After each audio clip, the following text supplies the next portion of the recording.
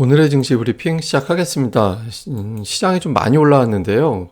해외 쪽에서 넘어온 재료들이 시장을 올릴 수 있는 그런 재료를 공급을 했죠. 우선 이제 나스닥 시장이 연속적으로 빠졌다가 이 차트 보시면 정말 무서운데 14,500포인트에서부터 11,300포인트대까지 빠졌거든요. 근데 오늘 어쨌든 강보합으로 돌아섰고 나스닥 강보합 돌아섰는데 필라델피아 반도체 지수는 그거보다 조금 더 올랐거든요. 그러니까 0.5%. 삼성전자, SK 하이닉스가 반응할 수 있는 그런 여건이 됐고, 이거는 이제 러셀 2000 지수, 그러니까 미국에서 이제 중소형주 지수잖아요. 근데 이것도 1.2% 정도 올랐습니다. 그러니까 러셀 2000 지수는 신흥시장 지수에 조금 연동되는 그런 측면도 좀 있거든요. 그래서 미증시가 나스닥은 비록 조금밖에 안 올랐지만 다른 지표 봤더니 바닥을 친 것 같다, 이런 어떤 분위기를 만들어지면서 지수가 올라갈 수 있는 그런 환경을 만들어 줬습니다. 나스닥이 빠진 거는 이제 애플 때문인데, 애플이 오늘도 올라가지 못했잖아요. 오늘도 이제 추가적으로 빠지면서 애플이 지금 7주 연속해서 하락하고 있죠. 7주 연속 하락하면서 애플이 지수를 좀 잡아먹긴 했지만, 애플을 빼놓고 봤더니 시장 분위기가 그렇게 나쁘지는 않았다. 이게 이제 시장이 초반에 올라가서 출발할 수 있는 그런 계기를 만들어 줬고요. 또 하나는 이제 채권 금리와 이제 금리 정책에 대한 어떤 분석인데, 이게 이제 7월 말고 9월에 미국의 기준금리가 어느 정도 가 있을까, 이거를 갖다가 이제 확률로 보여주는 표거든요. 근데 9월까지 금리 확률을 봤더니, 그러니까 6월과 7월은 0.5%포인트 인상한다, 이거는 이제 다들 알고 있는 거고, 근데 9월에 인상을 얼마나 할까, 이거를 봤더니 0.25 올릴 것 같아, 이게 42%, 0.5% 올릴 것 같아 48%, 0.75 올릴 것 같아 9%. 그러니까 0.75의 시나리오가 없어졌어요. 물론 이제 나쁘게 보면 경기 우려 때문에 저렇게 된 것도 있긴 한데, 어쨌든 채권 금리가 가파르게 올라가고 강력한 긴축이 나올 것 같다, 이런 어떤 분위기가 미국의 이제 소비자 물가 지수, 생산자 물가 지수가 나왔음에도 불구하고 그런 분위기가 만들어지진 않았죠. 이게 사실은 뭐 호재면 호재, 악재면 악재 다 걸 수 있는 재료인데, 채권 금리가 좀 떨어졌다라는 점과 0.75는 안 하겠구나, 이런 분위기가 만들어진 것도 시장이 올라갈 수 있었던 그런 요인으로 작용을 했습니다.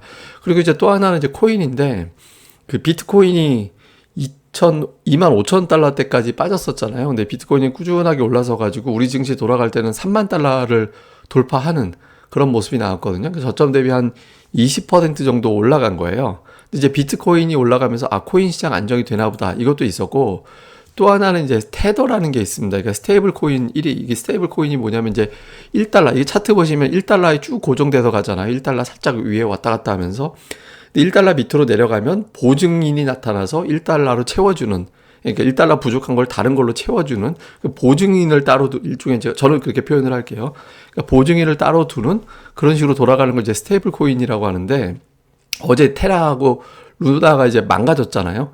그런데 이 걔에서 1등 코인이 이제 테더거든요. 근데 테더가 어제 얘도 이제 좀 깨지는 그런 모습이 나왔는데, 오늘 바로 복원이 됐어요. 그래서 가상화폐 관련된 투매라든가 이런 것들이 좀 마무리가 됐나 보다. 그러니까 어제 하루로 좀 일단락이 되고 이제 안정을 찾았나 보다, 이렇게 된 거죠. 왜냐하면 이게 중요했던 게 가상화폐발 뭐 리먼 사태 재현 뭐 이런 것들 뉴스가 많이 있었잖아요. 그러니까 이게 이제 비트코인이 올라가고 테더가 안정되고 하면서 그렇게 가지는 않나 보다. 그러면 어제 너무 많이 빠졌으니 그거는 좀 복원해도 되겠네. 그러니까 이런 분위기가 이제 만들어진 것도 시장에서는 좀 긍정적으로 작용을 했던 것 같습니다. 그리고 수급에서 모처럼 이제 외국인 기관이 동반 매수를 했죠. 어차피 이제 금융투자는 또 매수로 돌아올 수 있는 타이밍이었기 때문에 이제 외국인들이 되게 중요했는데, 그러니까 외국인들이 뭐 이거는 뭐 매수했다라고까지는 아니지만 적어도 팔지는 않았잖아요.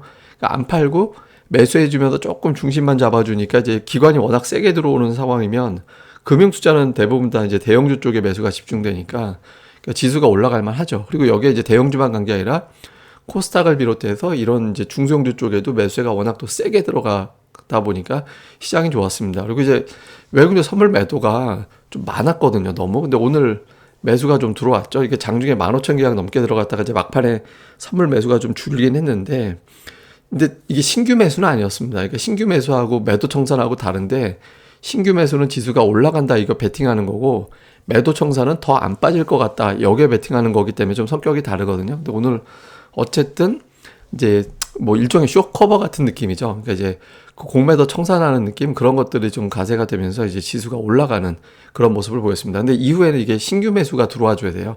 안 그러면 그냥 기술적 반등에 끝나는 거기 때문에 다음 주에 미결제 약정이 증가하면서 선물 매수가 계속 들어오느냐, 요것도 이제 하나의 관전 포인트가 될 것 같습니다. 자, 이후에 이제 중요한 내용들을 정리를 해보면 잠시 후에 또 표로 보여드릴 건데, 미국은 금요일마다 별로 안 좋았거든요. 최근 들어서 이 징크스가 깨지는지 여부, 예, 요거 좀 중요하고요. 제가 표 보면서 또 설명드릴게요. 이거는 그 다음에 이제 환율이 제가 1,300원하고 1,250원하고 차원이 다르다. 그러니까 1,250원은 이제 금융위기가 걱정이 되는 상황이고 1,300원이 넘어가게 되면 사실상 금융위기가 터진 걸로 보는 그런 시각이 있거든요. 그러니까 1,300원까지 안 가고 여기서 이제 내렸는데 여기도 환율이 좀 더 빠져줘야 됩니다. 1,250원 아래로 밀어버리면 외국인들 수급이 더 좋아지는 상황이 만들어질 수 있거든요. 그러니까 환율이 그동안에 빠질 듯 했지만 결과적으로는 계속 올라가고 있었잖아요. 이제 환율이 어떤 변화가 생기는지 요것도 좀 중요하고, 그 다음에 이제 중요한 건 오늘 지수가 이렇게 올랐는데 오늘도 외국인들은 삼성전자를 안 샀습니다. 하이닉스도 매수는 되게 조금밖에 안 했어요. 그러니까 오늘은 결과적으로 프로그램 매수가 지수를 올린 거지 수급이 제대로 붙었다라고 보기는 어렵거든요. 그러니까 시장의 추세가 바뀌었다 이렇게 할 수는 없는 거고, 아직까지는 이제 기술적 반등을 시도하나 보다 정도로 볼 수 있거든요. 그래서 외국인 투자자들의 어떤 변화가 생기는지 요거를 좀 봐야 될 것 같습니다. 그리고 오늘은 뭐 특징주라고 하기가 좀 그런 게 뭐 많이들 올라서 대형주, 대형 IT주들 뭐 외국인들이 선물 매수해버리니까 프로그램 매수 가동되니까 당연히 이제 프로그램 매수 대상이 되는 대형주들은 강했겠죠. 오늘 시가총액 상위 종목들 상승폭이 거의 다 비슷했어요. 그래서 그 다음에 이제 게임주, NC소프트가 실적이 홀실적 나오면서 10%대 급등을 하면서 게임주 끌어올렸고 2차전지 이런 종목들도 올라가고, 사실 뭐 등등이라고 표기했듯이 웬만한 종목은 다 올라가서 특징주는 뭐 나열하기는 좀 그런 것 같습니다. 근데 어쨌든 이제 경기 관련된 수출 관련된 종목들이 올라간 거는 좋았다, 이렇게 이제 결론을 보시면 될 것 같습니다.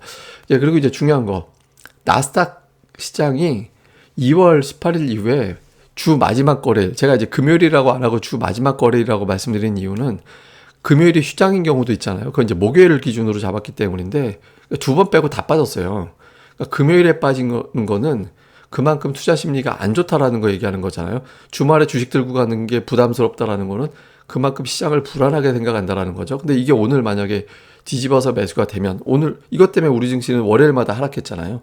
그러면 이제 미국에 투자하는 사람들이 주말에 주식을 들고 가는 것도 괜찮다라고 생각할 정도로 좀 안도감이 나왔다라는 거니까 시장이 조금 더 여유롭게 움직일 수 있는 공간이 생기겠죠. 금요일에 빠진 거 보세요. 그러니까 이 정도로 물량을 덜어낼 정도면 투자 심리가 되게 안 좋은 거였거든요. 그래서 이제 나스닥이 금요일임에도 불구하고 플러스를 내느냐, 그래서 주초에 우리가 플러스 갈 수 있느냐, 아니면 이제 어쨌든 지수 선물만 좋고 정작 미국 시장 돌아갈 땐 또 하락하느냐, 그러니까 투자 심리가 완전히 복원이 어느 정도 된 거냐, 아니면 이제 반짝 조정 이후에 그냥 이 정도 반등하고 다시 눈치 보기로 가느냐, 이게 가늠되니까 나스닥 시장의 흐름도 잘 보셨으면 좋을 것 같습니다.